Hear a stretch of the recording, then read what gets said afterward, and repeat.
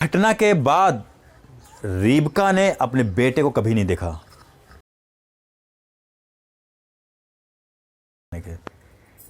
परमेश्वर का वचन कहता है तू 6 दिन काम कर, 7वां दिन तेरे परमेश्वर का दिन है, तो इस दिन को पवित्र मानना।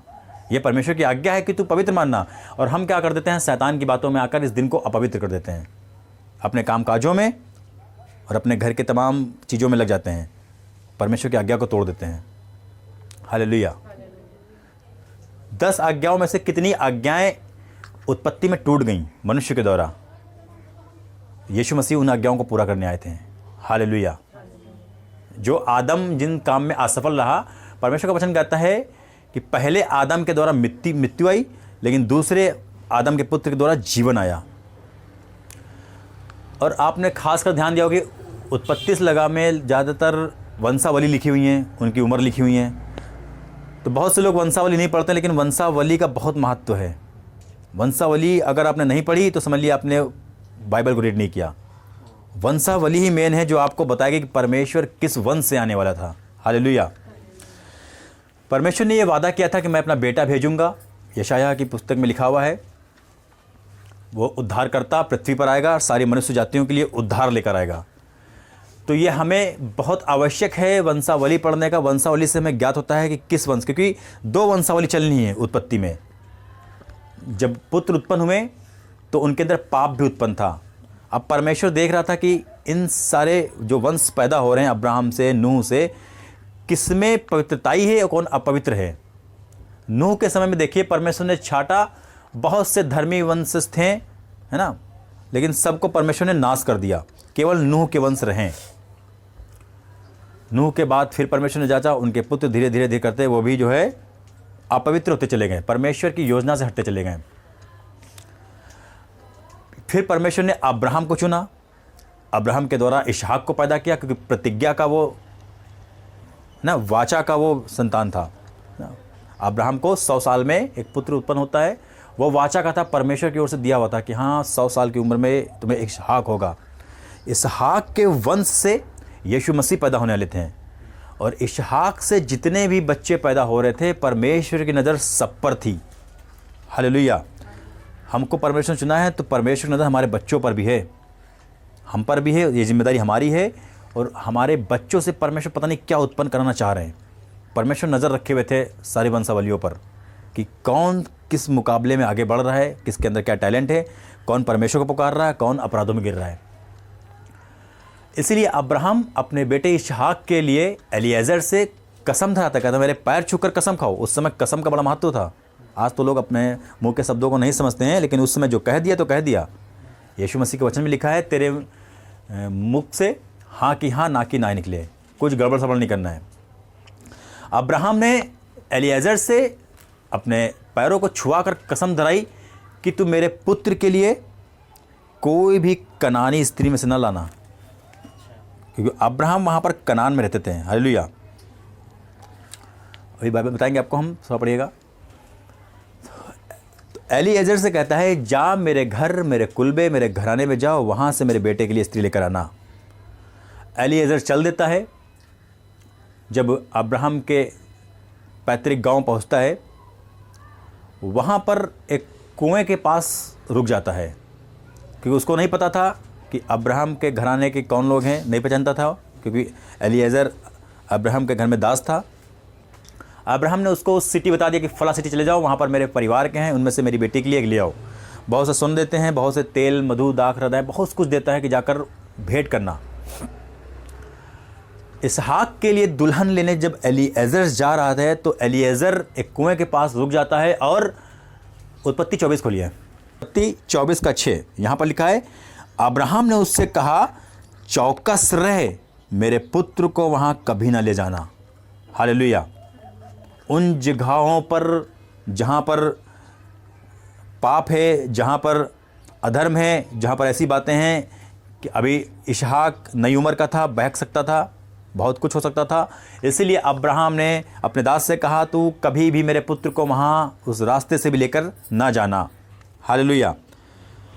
लिखा, स्वर्ग का परमेश्वर यहोवा, जिसने मुझे मेरे पिता के घर से और मेरी जन्मभूमि से लेकर मुझसे शपथ खाई और कहा, कि मैं यह देश तेरे वंश को दूंगा, वही अपना दूत तेरे आगे आगे भेजेगा कि तू मेरे पुत्र के लिए वहाँ से एक स्त्री लेकर आए। परंतु यदि वो स्त्री तेरे साथ ना आने चाहे तो तू मेरी शपथ से छूट जाएगा। Hallelujah, hallelujah. एलीएज़र चल देता है और एक जल के सोते के पास खड़ा होता है। और 10 अध्याय में लिखा है, वह दास अपने स्वामी के ऊँटों में से 10 ऊँट छाँट कर उसके सब उत्तम उत्तम पदार्थों में से कुछ लेकर और मेसोपोटामिया के नहोर के नगर के पास पहुंचा। नहोर अब्राहम का पैतृक गांव था, वो है ना। उसने ऊँटों को नगर के बाहर एक कुएं के पास बिठाया। वह शाम का समय था, जिस समय स्त्रियां जल भरने के लिए निकलती हैं। हालेलुया। अब तो चलो जेट पंप आ गया, बटन खोला, पानी घर के अंदर आ गया, लेकिन पहले कुएं होते थे, पूरा गांव जाता था, एक कुएं से पानी भरता था। और वो दास शाम के समय पर ये अंदाज़ा लगाता है कि हो सकता है अब्राहम के वंश से कोई परिवार यहाँ पानी भरने को आए, और ना भी आए तो वो सबसे एक एक करके पूछ रहा था कि भाई आप अब्राहम के वंश के जो नाम बताया था नहोर, जानते हैं आप उन्हें? और आगे उसमें हम यहाँ पर लिखा है, तब वह कहने लगा। यहाँ पर बहुत इम्पॉर्टेंट बात यह है कि आपके जीवन को देखकर कैसे आपके आसपास, आपके घर पर रहने वाले, आपके साथ काम करने वालों को जीवन बदलता है। हालेलुया। वो भी आपके परमेश्वर को परखते हैं। आप जिनसे आराधना कर रहे हैं, जब देखेगा आपका जीवन आशीषित है तो उनके भी मन में कहीं ना कहीं ये आता है कि वो आपके परमेश्वर से प्रार्थना करें। परखते हैं वो इन सब बातों में कि आप परमेश्वर के कितने वफादार हैं। जब आपकी ज़रूरतें परमेश्वर पूरी करेगा तब आपके आसपास रहने वाले आपके परमेश्वर से प्रार्थना करेंगे, क्योंकि जब वो दुखों में होंगे, मुसीबतों में होंगे। इसका दास, अब्राहम का दास लिखा है यहाँ पर 12 अध्याय में लिखा है, वह कहने लगा, हे मेरे स्वामी अब्राहम के परमेश्वर यहोवा, आज मेरे यह कार्य को तू सिद्ध कर दे और मेरे स्वामी अब्राहम पर करुणा कर। हालेलुया। देखिए कितनी कठिन परीक्षा वो रिबका के लिए मांगने जा रहा। हालेलुया। बहुत ध्यान सुनिएगा। 14 अध्याय में लिखा है, इसीलिए ऐसा होने दे कि जिस कन्या से मैं कहूँ अपना घड़ा मेरी ओर झुका कि मैं पीऊँ, वह कहे ले पी, मत और तेरे पीछे तेरे ऊँटों को भी पिलाऊंगा। यह वही हो जिसे तूने अपने दास इसहाक के लिए ठहराया हो। इस रीति से मैं जान लूँगा तूने मेरे स्वामी पर करुणा की है। हालेलुया। एलीएज़र इतनी कठिन परीक्षा करने जाता रिबका की। आपको क्या बहुत आसान लग रहा होगा अभी सुनने में? अब्राहम को आप रख लीजिए परमेश्वर की जगह पर। अब्राहम परमेश्वर है, इसहाक यीशु मसीह हो गए, और एलीएज़र पवित्र आत्मा। हालेलुया। इन तीनों को रख कर देखिए, अब्राहम ने, परमेश्वर ने आदेश दिया यीशु मसीह को, यीशु मसीह ने पवित्र आत्मा को दिया, जाओ दुल्हन ढूंढ कर लाओ मेरे लिए। हम सब क्या हैं? यीशु मसीह की कलीसिया क्या है? यीशु मसीह की दुल्हन है। और दुल्हन में क्या गुण होने चाहिए? एलीएज़र देखिए कितनी कठिन परीक्षा करने जा रहा रिबका की। एलीएज़र ने कहा कि जिससे मैं कहूँ मुझे पानी पिला, वो मुझसे कहे ले पी, और तेरे पीछे मैं तेरे ऊँटों को पिलाऊंगी। कितने ऊँट लेकर चले थे वो लोग? जी सिस्टर, कितने ऊँट लेकर चले थे? 10 ऊँट। हालेलुया। 24 के 10 में लिखा है, वह 10 ऊँट छाट कर ले जाता है। 10 ऊँट, आपको पता है एक ऊँट कितना पानी पीता है? 300 गैलन। 10 ऊँटों को कितना हो गया? 30 गैलन के हिसाब से 300 गैलन। एक आदमी अगर दिन भर पानी भरे ना, तब भी नहीं भर पाएगा कुएं से। सोचिए, रिबका ने कहा मैं तुझे पानी पिलाऊंगी और तेरे ऊँटों को पिलाऊंगी। ऊँट छक्कर पानी पीता है, इतना पानी पी गए ऊँट कि वो दिन भर अगर भरती ना, तब भी नहीं भर पाती। मसीह की दुल्हन में ऐसे गुण होने चाहिए। परिश्रम, यीशु मसीह के लिए परिश्रम करने वाले लोग। हालेलुया। और ये नहीं था कि रस्सी डाला निकाल लिया। उस समय के जो कुएं होते थे वो नीचे उतरना पड़ता था, चक्कर काट के नीचे उतरिए। 10 पे है, 50 पे, 100 फीट पे पानी है, एक घड़ा भरा लेके ऊपर आई, ऊँटों को पिलाया, फिर चली गई। कितने चक्कर उसने उस कुएं में उतरी होगी, कितने चक्कर ऊपर लाई होगी। इतनी कठिन परिस्थितियों में एलीएज़र ने इसहाक की दुल्हन को चुना। जब देखा कि वो जो हमने यहोवा से प्रार्थना की, परमेश्वर ने सफल कर दिया, वो जाकर उसे कंगन और बहुत कुछ देता है। कहा, मेरे पुत्र, श्राप तुझ पर नहीं मुझ पर पड़े। हालेलुया। रिबका एलिएज़र के उस परीक्षा में पास हो जाती है और इसहाक के लिए चल देती है। और इसहाक से 2 पुत्र उत्पन्न होते हैं। क्या नाम उनके? याकूब और एसाव। लिखा है एसाव जब बूढ़ा हो जाता है तो खाने का लालची हो जाता है, क्योंकि एसाव शिकार करने वाला बन जाता है और याकूब घर में रहता है, घर के कामकाज देख रेख करता है। याकूब का मन आत्मिक आशीषों पर लगा होता है, लेकिन एसाव का मन संसार की चीज़ों पर, है ना। तो उस दिन शिकार नहीं मिलता है तो याकूब मसूर की दाल बना रहे होते हैं, और जब याकूब एसाव से मिलेगा तो कहेगा मुझे खाने को दे क्योंकि मुझे भूख लगी है। याकूब कहता है तू अपने पहलौठे होने का अधिकार मेरे हाथ बेच दे। एसाव ने पहलौठे होने का अधिकार को तुच्छ जाना, आत्मिक चीज़ों को तुच्छ जाना। उस समय जो पहलौठा होता था उसको डबल आशीषें मिलती थी। घर में अगर ज़मीन है तो उसको ज़्यादा मिलेगी, क्योंकि वो पिता के बाद वो पिता का काम करता था। जिम्मेदारी बड़े बेटे की जो होती थी, पहलौठे का मतलब जो बड़ा बेटा, तो उसकी जिम्मेदारी हो गई थी घर परिवार के डबल उसको मिलता था आशीषें। याकूब की माँ रिबका ने अपने बेटे को आशीष दिलाने के लिए एक दिन इसहाक ने कहा मैं नहीं जानता, इसहाक ने कहा मैं नहीं जानता मेरा मरने का दिन कब है, इसलिए जा तू मेरे लिए एक अहेर करके ला, मैं उसे खाऊं और जी भर के तुझे आशीर्वाद दूंगा। 27:2 में लिखा है उसने कहा सुन मैं तो बूढ़ा हो गया हूं और नहीं जानता कि मेरी मृत्यु का दिन कब होगा, इसलिए अब तू अपना तरकस अपने धनुष और हथियार लेकर मैदान में जा और मेरे लिए अहेर कर ला। हालेलुया। इसहाक के ऊपर भोजन इतना प्रबल हो गया था, इतना वो खाने पीने का शौकीन हो गया था कि वो बेटों में अंतर करने लगा था। हालेलुया। और यही कारण था कि याकूब से उसकी माँ रिबका प्यार करती थी और एसाव से उसका बाप, क्योंकि वो अपने बाप के लिए मांस और नॉनवेज की व्यवस्था करता था। और यह बात रिबका सुन लेती है कि इसहाक ने कहा है कि जा तू मेरे लिए मेरी रुचि के अनुसार बना के लगा, मैं तुझे आशीर्वाद दूँ। एसाव जाता है शिकार करने और उसकी माँ कहती है याकूब से जा मेरे बच्चे एक बकरी के बच्चे को काट ला, मैं तेरे पिता की रुचि के अनुसार बना के दूँ, उसे खिला, तब वो तुझे जी भर के आशीर्वाद देगा।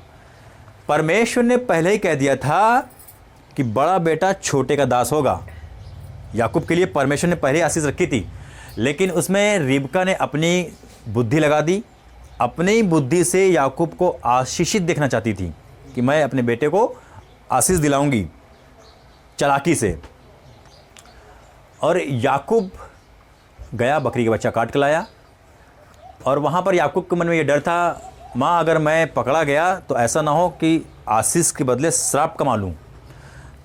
तो नीचे यहाँ पर लिखा है 35 में उसने कहा नहीं हाँ 13 में 27-13 में लिखा है उसकी 12 से पढ़ते लोग, कदाचित मेरा पिता मुझे टटोलने लगे, मैं उसकी दृष्टि में ठग ठहरूंगा और आशीष के बदले श्राप ही कमाऊंगा। उसकी माता ने कहा मेरे पुत्र श्राप तुझ पर नहीं मुझ पर पड़े। हालेलुया।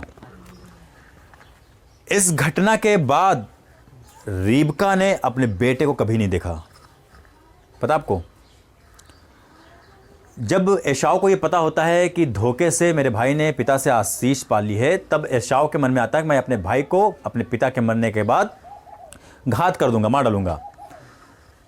रिबका यह जान जाती है कि उसका भाई उसे घात करने पर, इसलिए उसे अपने भाई लबान के घर भेज देती है याकूब को। हालेलुया। देखिए, एक माँ जो अपने बच्चे को आशीष देना चाहती, अपने बच्चे को आगे बढ़ता हुआ देखना चाह रही थी, इस वचन के अनुसार उसने अपने बेटे को कभी नहीं देखा। हालेलुया। याकूब के वापस आते तो उसकी माँ मर गई। बाइबल में 2 घटनाएं होती हैं हमेशा, एक तरह की 2 घटनाएं। एक बार अब्राहम ने अपनी पत्नी को अपनी बहन बताया था, तो उसके बेटे ने भी अपने पत्नी को रिबका को अपनी बहन बताया। ये वचन हम बाद में बताएंगे कभी। बाइबल में जितनी भी घटनाएं हैं, तो हमेशा 2 घटनाएं मिलेंगी। जो बाप कर रहा वही बेटा भी करेगा। याकूब ने इसहाक से झूठ बोला। इसहाक पूछता है क्या बात है बेटा, तेरा बोल तो याकूब से लग रहा। कह रहा पास आ, कह रहे मैं तेरा जेठा ही हूँ। पहला झूठ आज्ञा तोड़ रहा, यहाँ पर 10 नियमों की आज्ञा तोड़ रहा। फिर याकूब कहता क्या बात है कि तुझे इतनी जल्दी शिकार मिल गया। फिर कहता तेरे परमेश्वर ने मेरे हाथ में कर दिया। लगातार याकूब छल कर रहा, झूठ बोल रहा। और ऐसा नहीं याकूब जब झूठ बोलता है तो उसके जीवन में नहीं, याकूब को भी बहुत धोखा मिलता है। उसके प्रिय पुत्र यूसुफ को उसके ही बेटे लोग बेच डालते हैं और ये कहते हैं कि उसे जंगल में किसी जंतु ने फाड़ खाया। जो प्रिय उसकी यूसुफ और बिन्यामीन उसकी प्रिय पत्नी राहेल से थे। उस पुत्र के लिए याकूब पूरे 22 साल विलाप करता रहता है। 22 साल धोखे में रहा नहीं रहा। जितना धोखा याकूब ने एसाव को दिया उतना धोखा परमेश्वर ने याकूब के भी जीवन में दिया, लेकिन याकूब इन सब बातों में अपने आप को दीन कर रहा था। हालेलुया। तो इस घटना से देखते हैं जब परमेश्वर जिस काम को करना चाहे, हमें परमेश्वर के काम को परमेश्वर के तरीके से करना है, अपने तरीके से नहीं। रिबका ने अपनी बुद्धि लगा दी तो अपने बेटे को कभी नहीं देखा। ठीक उसी तरीके से राहेल, याकूब की वाइफ राहेल, याकूब यहाँ धोकर देकर चले अपने मामा के चले जाते हैं। मामा कहता है अरे तू तो मेरी हड्डी का हड्डी, मेरे मांस में का मांस है। लेकिन उसका मामा याकूब को बहुत धोखा देता है। 20 साल मजदूरी फ्री में कराता है। एक तरफ कहता है तू मेरी हड्डी का हड्डी, मेरे मांस का मांस है, लेकिन अब उसी घराने से रिबका थी। भाई के अंदर चालाकी, रिबका के अंदर भी धोखा देने लगा काम, है ना। याकूब के बारे में आपको हम बता चुके हैं ना कि वो बकरियां क्यों नहीं है, तो फिर दोबारा बताएंगे अभी। तो इस प्रकार से उसने राहेल से प्रीति रखी। राहेल के लिए 7 साल काम किया और लिया के लिए भी 7 साल काम किया। यहाँ पर इसहाक की दुल्हन भी कुएं के पास मिली और याकूब की दुल्हन भी कुएं के पास ही मिली।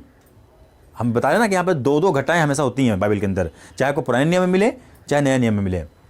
हर एक घटना 2 बार घटी है। इसको बोलते हैं गवाही। 2 लोगों की गवाही पक्की मानी जाती है ना।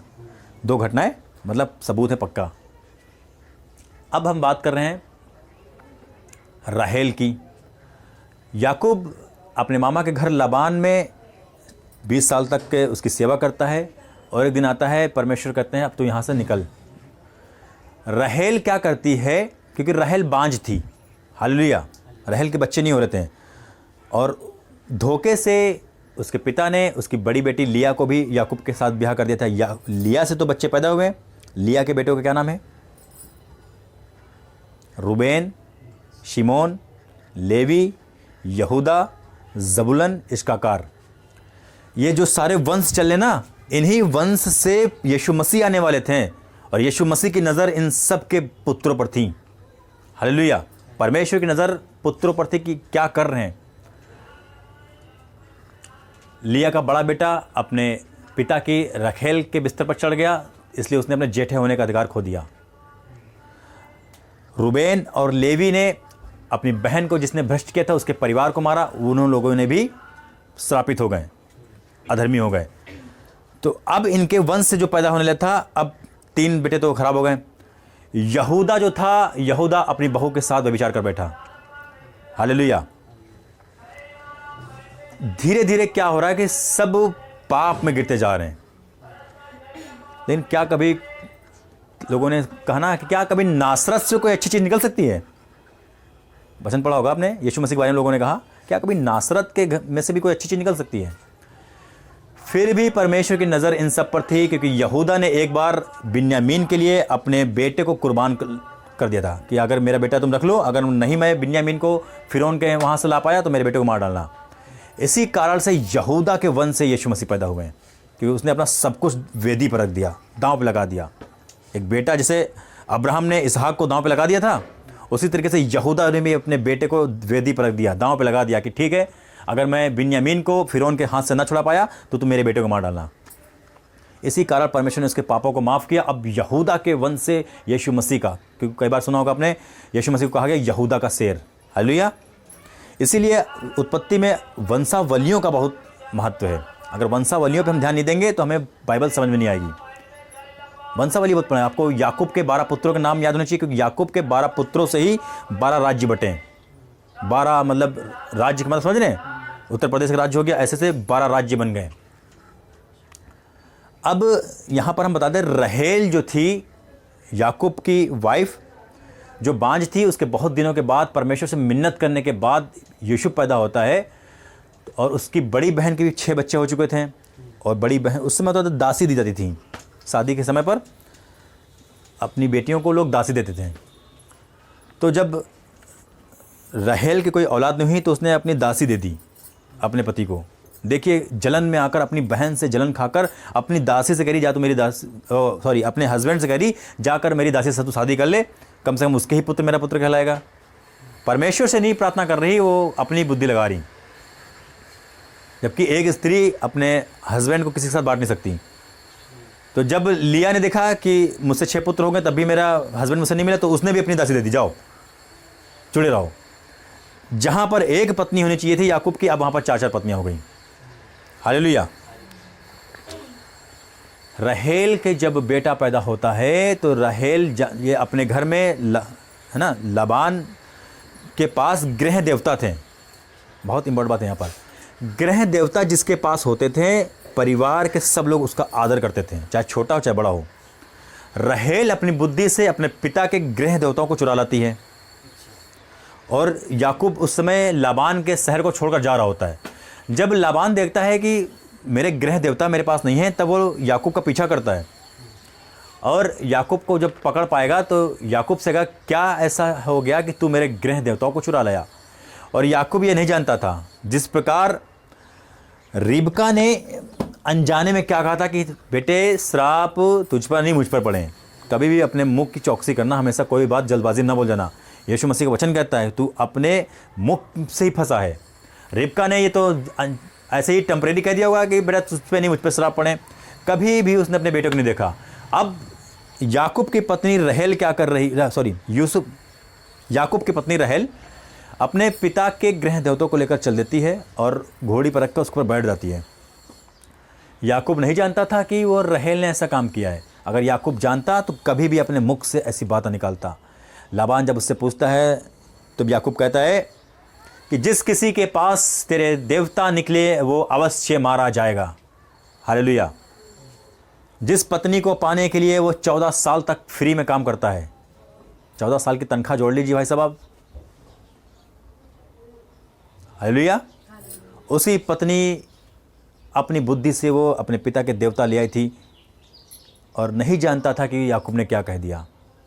राहेल याकूब को लेकर चला तो रास्ते में ही मर गई, उसकी प्रिय पत्नी रास्ते में मर गई। तो परमेश्वर का वचन हमें सिखला रहा है, कभी भी हम अपनी बुद्धि परमेश्वर के काम में ना लगा दें।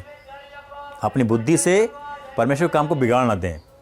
काम तो हो सकता हो जाए, लेकिन हो सकता है उन आशीषों को हम देख ना पाएँ। हो सकता है जब तक वो आशीष हमारे जीवन में आया तब तक हम इस पृथ्वी से हट गए हों। हालेलुया। तो इन 2 स्त्रियों ने जो किया उससे हमें सीखना चाहिए। हमें निरंतर अपने बच्चों के लिए, अपने फैमिली के लिए परमेश्वर से प्रार्थना करना है। परमेश्वर की इच्छा को अपने जीवन में मांगना है, ना कि अपनी इच्छा को। हालेलुया। तो आप लोगों को समझ में आया? तो इन सब वचनों के द्वारा जब परमेश्वर ने लिखवाया बाइबल में, इसलिए ताकि हम सीखें और इन गलतियों को ना दोहराएं। हालेलुया।